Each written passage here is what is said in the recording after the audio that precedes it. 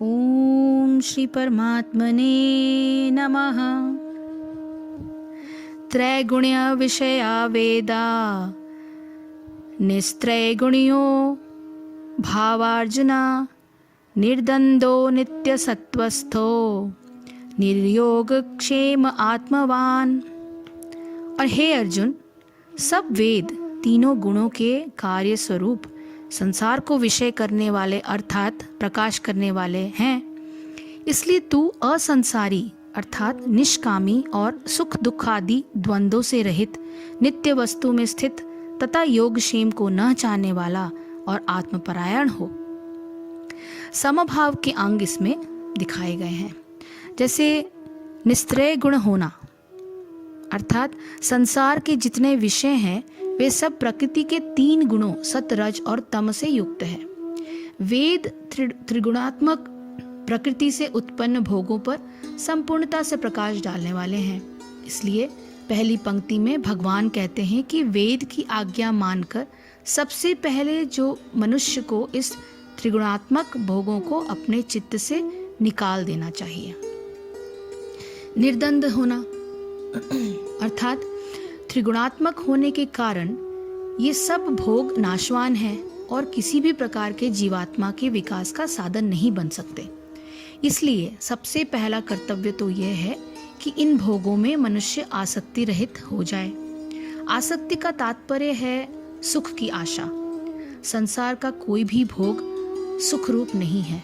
उसका संबंध करने में क्लेश, उसका संरक्षण करने में चिंता और नाशवान होने के कारण उसका नाश होने में विषाद भरा हुआ है।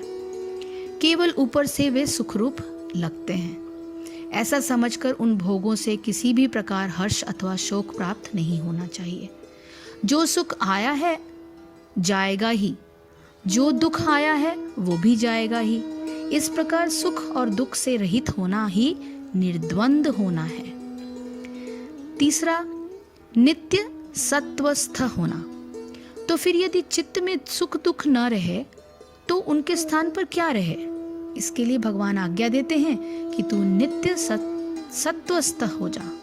अर्थात नित्य सत्व वही तत्व है जो नित्य है और नित्य केवल सच्चिदानंद परमात्मा है। इसलिए उनका ही नित्य निरंतर चिंतन करते हुए चित्त को सुख दुख के भाव से मुक्त रखकर भगवान में लगाना ही नित्य सत्वस्थ होना कहलाता है। चौथा, निर्योग क्षेम होना। अप्राप्त वस्तु की प्राप्ति को योग कहते हैं और प्राप्त वस्तु की रक्षा का नाम क्षेम है। सांसारिक भोगों की कामना त्याग देने पर ही शरीर निर्वाह के लिए मनुष्य के चित्त में योग क्षेम का चिंतन होना रहता है। यहाँ भगवान कहते हैं कि ममता और आसक्ति से रहित हो जाने पर फिर इस चिंतन को भी त्याग देना होगा। यही निर्योग क्षेम होना है।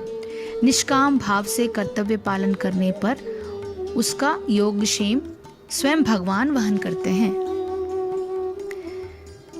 पांचवा, आत्मवान होना। मन, बुद्धि और इंद्रियां जब तक मनुष्य के वश में हैं तब तक ठीक है, पर इसको पाना बहुत कठिन है। और जब तक ये वश में नहीं हो जाती तब तक ये मनुष्य के चित्त को भांति भांति से उद्वेलित करती रहती है। ये सब है तो भगवान की विभूतियाँ, परंतु मनुष्य के लिए तथा कल्याणकारी है। ये तभी कल्याणकारी है जब मनुष्य उन पर अपना कठोर नियंत्रण रखे। नियंत्रण ढीला होने पर यह मनुष्य का बड़ा अनर्थ कर सकती है। यदि इन पर मनुष्य का वश नहीं है तो ये मनुष्य को वैसे ही कुमार्ग पर ले जाती है जैसे घोड़े लगाम ढीली होने पर सवार को गड्ढे में ले जाते हैं, परंतु लगाम सधी होने पर सवार को उसके गंतव्य स्थान तक पहुंचा देती है। आत्मवान होने का यही सही अर्थ है। ऐसा होने पर क्या होगा? सो भगवान कहते हैं, यावान अर्थ उद्पाने सर्वतः संप्लुतोदके तावान सर्वेषु वेदेषु ब्रह्माणस्य विजानतः। क्योंकि मनुष्य का सब ओर से परिपूर्ण जलाशय के प्राप्त होने पर छोटे जलाशय में जितना प्रयोजन रहता है अच्छी प्रकार ब्रह्मा को जानने वाले ब्राह्मण का भी सब वेदों में उतना ही प्रयोजन रहता है। अर्थात जैसे बड़े जलाशय के प्राप्त हो जाने पर जल के लिए छोटे जलाशयों की आवश्यकता नहीं रहती, वैसे ही ब्रह्मानंद की प्राप्ति होने पर आनंद के लिए वेदों की आवश्यकता नहीं रहती। ब्रह्म ज्ञान हेतु वेद साधन मात्र हैं। इस श्लोक में एक अत्यंत महत्वपूर्ण बात बताई गई है कि सारे वेद शास्त्र और धर्म कर्म इत्यादि का फल यही है कि ब्रह्म ज्ञान की प्राप्ति हो जाए। उसको पाने के बाद फिर कुछ पाने की शेष नहीं रहता। इसके लिए यह उदाहरण देते हैं कि जैसे सब ओर से भरे हुए सरोवर के प्राप्त हो जाने पर फिर मनुष्य का छोटे छोटे जलाशयों का कोई प्रयोजन नहीं रहता, उसी प्रकार ब्रह्म को तत्व से जानने के अतिरिक्त फिर वेद ज्ञान का और कोई अन्य प्रयोजन नहीं रह जाता। इसको इस प्रकार समझा जाता है कि मनुष्य जो है शिक्षा प्राप्त करने के लिए किसी शिक्षालय में जाना आवश्यक समझता है, परंतु उस शिक्षालय से पूरी शिक्षा ग्रहण करने के बाद फिर उसका उस शिक्षालय से कुछ भी प्रयोजन नहीं रहता। इसका यह तात्पर्य नहीं है कि शिक्षालय का कोई महत्व नहीं है, बल्कि शिक्षालय की सहायता से ही वह योग्यता को प्राप्त होता है। इसी प्रकार वेद की सहायता से ब्रह्म को प्राप्त कर लेने पर फिर वेद का कोई प्रयोजन नहीं रहता, क्योंकि आप उसका असली सार, आप उसका असली मार्ग और उन तक पहुंचने का असली जो महत्व है आप उन वेदों के द्वारा जान लेते हैं। तो फिर वो वेदों का बाद में कोई महत्व नहीं रहता जब आप उसको आत्मसार कर लेते हैं। तो अब कर्मयोग का स्वरूप बताते हुए गीता का अत्यंत महत्वपूर्ण श्लोक सामने आ रहा है। ओम श्री परमात्मने नमः। कर्माण्यवाधिकारस्ते मा फलेषु कदाचन मा कर्मफल हेतुर्भूर्मा ते संगोऽस्त्व कर्मणि। तुम्हारा मानव अधिकार केवल कर्म करने के लिए है, परिणाम स्वरूप कर्म फलों पर कदापि नहीं।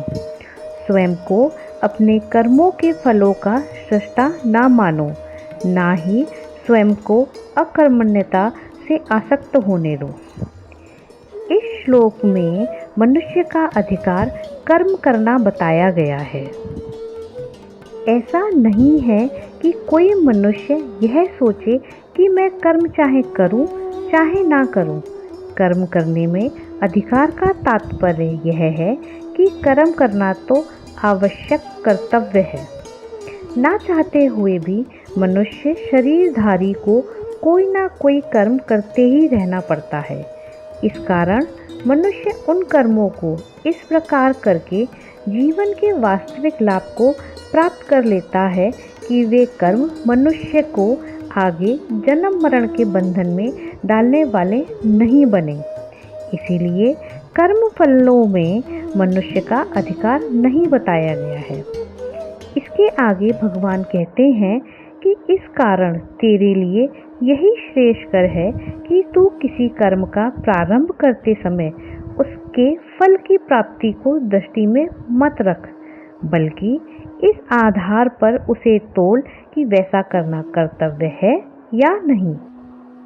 एक धर्मपरायण मनुष्य जो शरीर के प्रति अपने कर्तव्यों को जैसे खाना, नहाना, व्यायाम करना तथा जो मन के प्रति अपने कर्तव्यों को जैसे उसे शिक्षित करना और एकाग्रता सिखाना तथा ध्यान करके आत्मा के प्रति अपने कर्तव्य को करता है, वह यह जान लेता है कि ईश्वर प्राप्ति के लक्ष्य के अतिरिक्त ये सारी गतिविधियां लक्ष्यहीन तथा निरर्थक हैं। प्रत्येक भक्त को स्वास्थ्यकर, विचारशील और ध्यान में जीवन व्यतीत करते हुए शरीर, मन और आत्मा के प्रति सभी कर्तव्यों को पूर्ण करना चाहिए।